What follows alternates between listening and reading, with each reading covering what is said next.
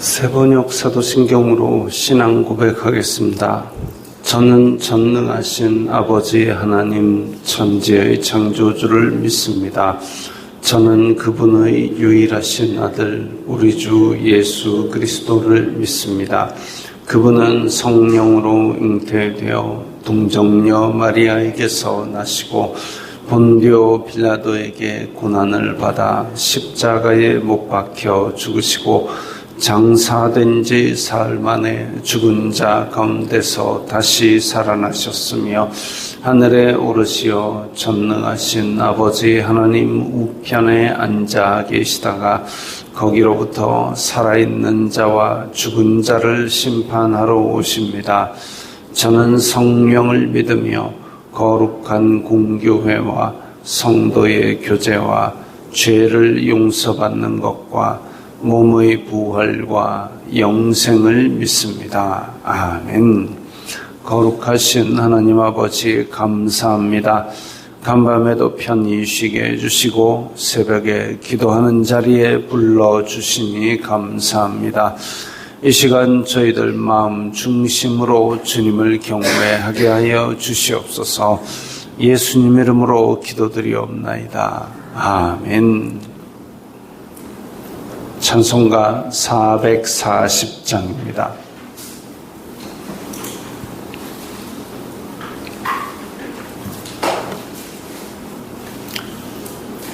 찬송가 440장입니다.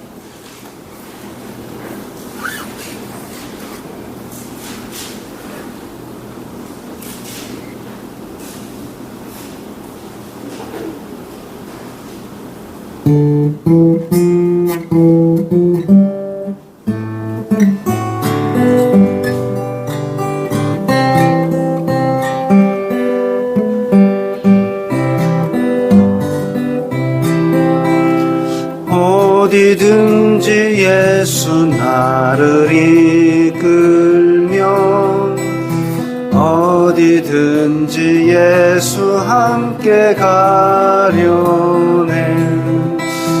예수 함께하니 가면 나겠고 예수님과 동행하면 겁없네. 어디를 가든지 겁낼 것 없네. 어디든지 예수 함께 가려네. 세상 친구 모두 나를 떠나도 주와 동행하면 외롭 없겠네. 가는 길이 위태하고 험해도 어디든지 예수 함께 가려네. 어디를 가든지 겁낼 것 없네. 어디든지 예수 함께 가려네. 어두운 그늘 나를 애워쌀 때에 주가 함께 계심 믿고 자려네.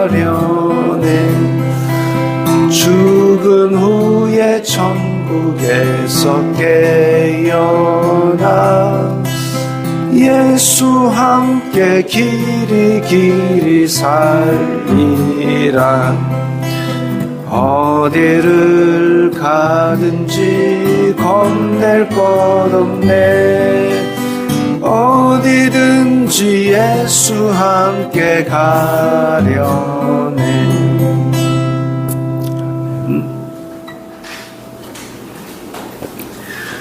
오늘 말씀은 사도행전 28장 11절부터 16절까지의 말씀입니다.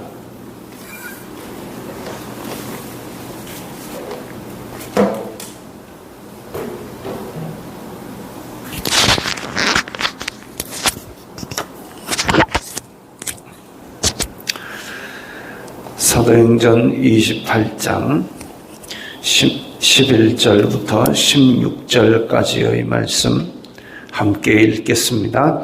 석 달 후에 우리가 그 섬에서 겨울을 난 알렉산드리아 배를 타고 떠나니 그 배의 머리 장식은 디오스구로라. 수라구사에 대고 사흘을 있다가 거기서 둘러가서 레기온에 이르러 하루를 지낸 후 남풍이 일어나므로 이튿날 보디올에 이르러 거기서 형제들을 만나 그들의 청함을 받아 이레를 함께 머무니라. 그래서 우리는 이와 같이 로마로 가니라.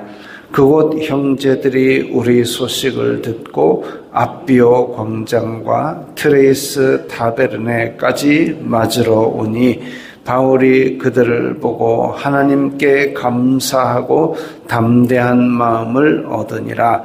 우리가 로마에 들어가니 바울에게는 자기를 지키는 한 군인과 함께 따로 있게 허락하더라. 아멘. 드디어 로마에 들어갔습니다. 바울이 로마에 들어갔습니다. 오늘 간략한 여정이 나오고 있는데 지금 사도 바울 일행이 여기 멜리데라는 섬, 풍랑 끝에 도착한 작은 섬이 멜리데라는 섬입니다. 지금의 말타, 몰타라고 부르는 섬입니다. 여기에서 바로 위에 우리가 그 섬에서 겨울을 난 알렉산드리아 배, 그러니까 알렉산드리아에서 곡식을 싣고 오는 배가 아마도 바울이 탄 배보다 먼저 왔던 배가 있었던 모양입니다. 근데 그 배도 여기에서 이까지 올라가는데도 지금 여기에 머물러서 겨울을 보냈는데 바울이 탄 배는 여기에 있으면서 뭘 더 멋있는데 쉬겠다고 이까지 한 60km 더 올려다가 그 고생을 하고 지금 파선의 풍랑을 겪으면서 이까지 왔겠습니다. 먼저 출발한 배도 여기에서 쉬었습니다. 어쨌든 그 배를 타고 이제 로마로 올라가는데 수라구사에 대고, 수라구사가 어디냐면 여기입니다. 시실리 섬이라고 부르는 곳에 지금은 시라큐스라고 부르는 시라큐스라고 부르는 곳에 머물렀다가 그 다음에 올라가는 곳은 레기온이라고 해서 이탈리아 반도가 여기 장화처럼 생겼는데 이 장화 구두코 끝에가 여기가 레기온이라는 곳입니다. 레기온에 이르러 하루를 지낸 후 남풍이 일어나므로 이제 겨울을 석 달을 보내고 새 봄이 오게 되면 또 원하는 방향대로 로마로 올라가는 바람이 부나 봅니다. 그래서 레기온에서 하루를 지낸 후 남풍이 일어나므로 이튿날 보디올에 이르러, 보디올은 어디냐면 이 한참 위에입니다. 여기에 레기온에서 보디올까지가 한 340km 된답니다. 340km 정도 되는 곳인데 그럼에도 불구하고 순풍이 불어주니까 하루 만에 도착을 했습니다. 근데 거기에서 이제 로마까지 걸어 올라가는데 거기서 형제들을 만나라는 얘기가 나옵니다. 형제들을 만나. 로마의 성도들이 제법 있었습니다. 일단은 우리가 선교 여행 중에 만난 그 브리스길라와 아굴라 부부가 로마로부터 왔었고 그 로마로부터 유대인들을 추방했던 황제가 죽고 그러면서 다시 로마로 돌아갔을 것입니다. 그리고 그 외에도 그 이전에도 바울에게 혹은 오순절에 사도들에게 복음을 들었던 혹은 그 이전에 예수님을 만났던 사람들이 로마로 건너갔을 때에 그 로마에 조금씩 믿는 사람이 있었다는 것을 우리는 짐작할 수 있습니다. 그래서 바울은 선교 여행 중에는 로마를 들린 적이 없지만 로마서를 써서 로마에 있는 교회에 문안한다 했습니다. 그리고 로마서 16장에 보면 그 성도들의 이름이 누구에게 문안하고가 나옵니다. 그렇다는 얘기는 로마에 이미 성도들이 있었는데 그들이 이제 거기서 형제들을 만나 그들의 청함을 받아 이래를 함께 머무니라. 그 로마의 형제들이 사도 바울이 로마로 온다는 소식을 전해 듣고 학수고대하는 겁니다. 로마로 바울이 온다는데 얼굴 한번 만나야 되겠다. 그때는 인터넷도 없고 방송도 없고 그야말로 사도의 말씀 한번 살아생전에 바로 직접 듣는 것이 얼마나 큰 마음에 바라는 바이겠습니까? 근데 바울이 온다 그랬는데 온다고 하는 소식을 있었는데 겨울이 다가와 버리니까 못 만난 거죠. 언제 오나 혹시 파손했나 얼마나 학수고대하면서 불안하게 그렇게 기다렸겠습니까? 그러다가 왔다 소식을 듣고 형제들을 만나 그들의 청함을 받아 이래 머무르는 동안 뭐 했을까요? 이제 그동안 밀린 말씀 들은 거죠. 하나님께서 이 풍랑 속에서 어떻게 인도하셨고 그 이전에는 어떤 하나님의 인도하심과 도우심이 있었고 그 얘기 이래 동안 그 얘기하고 있었던 거죠. 그래서 우리는 이와 같이 로마로 가니라. 그런데 또 15절 그곳 형제들이 우리 소식을 듣고 자 로마의 형제들이 이제 올라온다는 얘기를 듣고 앞비오 광장과 트레이스 타베르네까지 맞으러 오니 로마에서 보디올까지가 한 200km 된답니다. 그런데 로마에 있던 형제들도 그 먼 길을 걸어서 또 옵니다. 바울 만나러. 그래가지고 맞으러 오니 바울이 그들을 보고 하나님께 감사하고 담대한 마음을 얻으니라.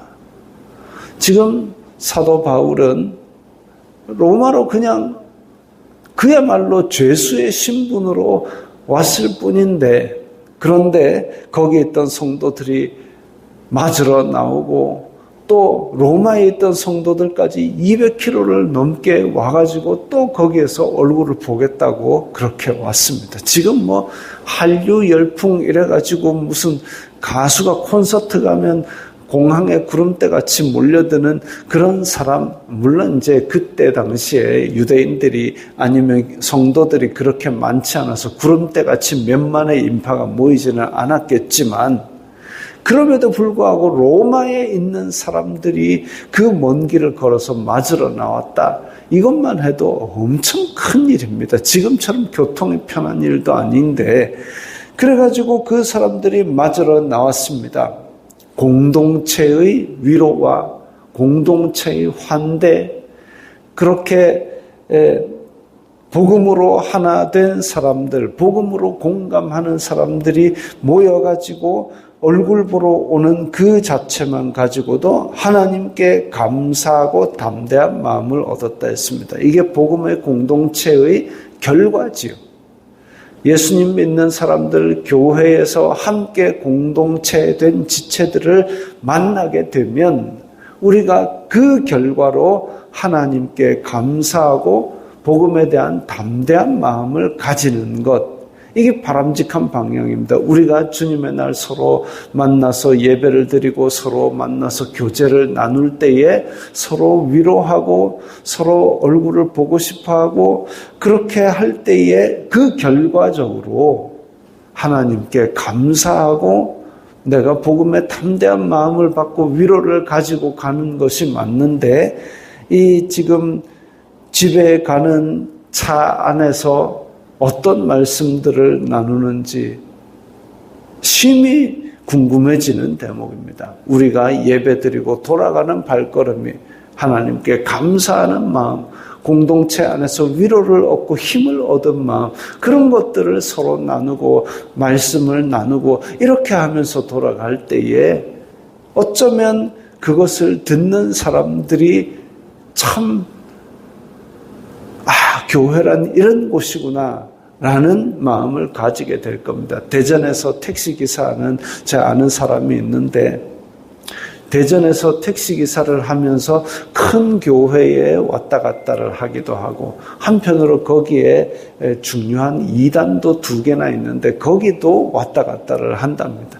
근데 참 안타까운 거는 그 이단 교회의 젊은 사람들이 그렇게 드나들면서 자기의 시간과 노력을 다 갖다 바치고 별 보상도 얻지도 못하고 그런데도 거기다 그렇게 잘못된 도를 향해서 그렇게 많은 시간들을 새벽부터 저녁까지 간답니다.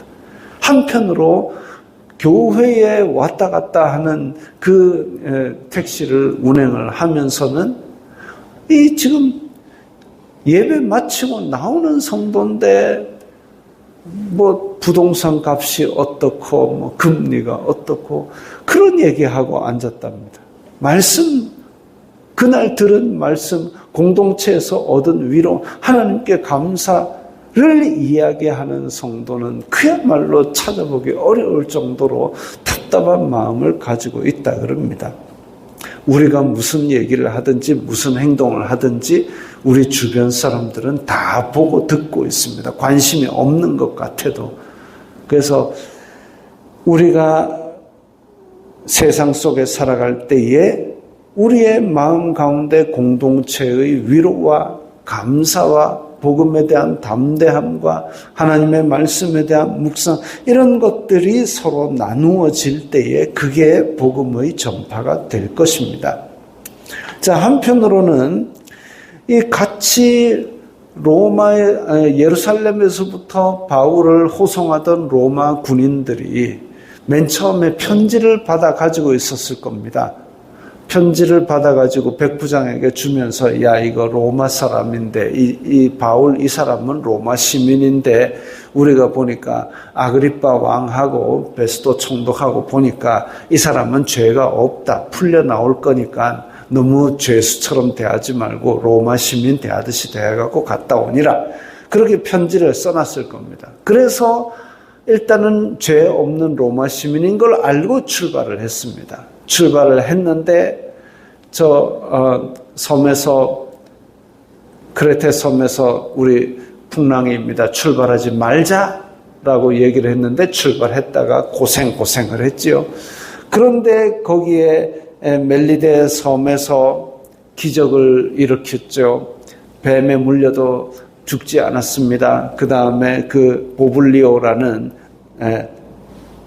그 섬에서 가장 높은 사람의 아버지를 치료하고 그 섬에 있는 사람들을 치료하고 그 덕분에 멜리데 섬에서 환대를 받았고 3달 동안 아주 잘 지내다가 올라왔습니다.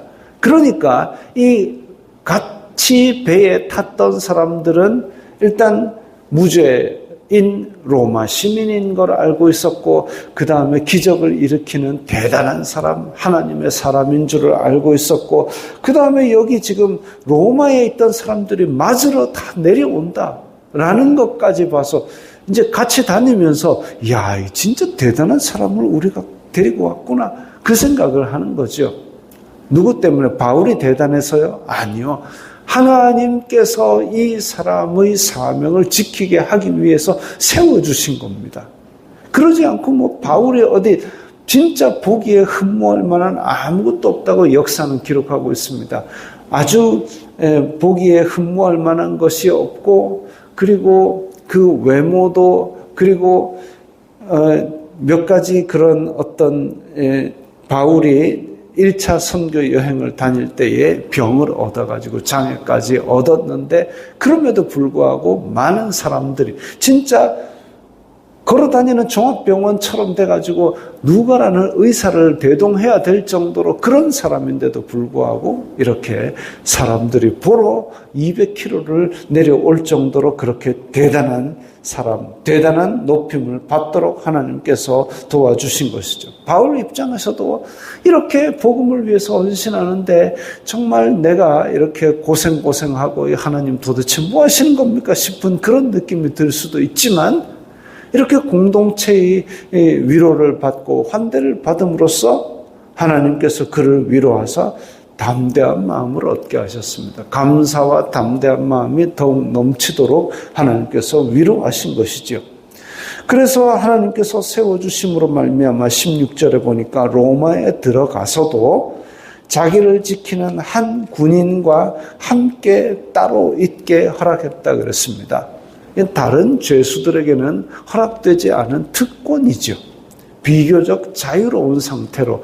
왜냐하면 이 바울에 대해서도 로마 군인들이 이 사람에 대해서 특별히 감시를 하거나 어디에 묶어놓을 필요를 별로 못 느낀 게 바울 자신이 내가 로마로 가야 된다고 하나님께서 말씀하셔서 하나님의 사명을 가지고 로마로 왔기 때문에 딱히 도망간다 이런 거 생각할 필요도 없고 그냥 형식적으로 로마 군인 하나만 붙여놓으면 되지 그 외에는 별로 통제할 필요가 없는 겁니다. 왜? 원래 로마로 가고 싶었던 사람이니까. 그리고 로마에서 자기의 일을 다 얘기하고 싶어하는 사람이기 때문에 그래서 이렇게 한 군인과 함께 따로 있게 다른 죄수들과 함께 가둔 것이 아니라 따로 있도록 그렇게 특권을 준 겁니다. 얘는 문제 없겠다. 오히려 로마 시민이고 거물일 수도 있겠다 하는 그런 느낌으로 그렇게 특권을 보호해 주었습니다. 하나님의 사람은 하나님의 사명을 감당할 때에 하나님께서 높여주시고 위로하시고 또 그렇게 하나님의 뜻을 함께하는 동력자들이 공동체가 함께 또 그를 위로하고 그렇게 할 때에 감사가 넘치고 우리는 담대한 마음이 넘치게 될 겁니다. 또한 우리는 이런 거 읽을 때에 내가 바울인 것처럼 생각하지만 여기에 이름이 기록되지 아니한 로마의 성도처럼 공동체 안에서 그들을 환대하고 어려움 겪은 일을 돌아보고 또 그렇게 만나서 위로를 주고 힘을 주는 200km라도 달려가서 힘을 주고 위로를 주는 그런 역할이라도 감당하게 될 때에 그 공동체를 하나님께서 아름답게 보시는 것이죠. 너희들이 진짜 예수 그리스도를 머리 삼은 한 몸이구나. 그리고 이 하나님 나라 회복된 에덴을 지금 이 세계에서 이루고 있구나라고 기뻐하실 것입니다. 이 가운데서도 우리는 하나님의 선하심, 하나님께서 인도하심을 믿고 우리의 해야 될 일을 하나하나 해 나갈 때에 분명히 하나님께서 세워주시고 높여주시고 위로하시고 우리에게 감사가 풍성하게 넘치게 하실 것입니다. 기도하겠습니다. 거룩하신 아버지 하나님 감사합니다. 저희들이 예수 그리스도를 머리 삼고 우리들이 각 그 손과 발 지체되는 줄을 믿습니다. 주님께서 저희에게 허락하신 이 공동체 안에서 서로 위로하고 환대하며 감사 넘치게 하여 주시고 담대함이 넘치게 하여 주시사 이 땅에서 주님의 사명을 잘 감당할 수 있도록 도와주시옵소서. 예수님 이름으로 기도드리옵나이다. 아멘.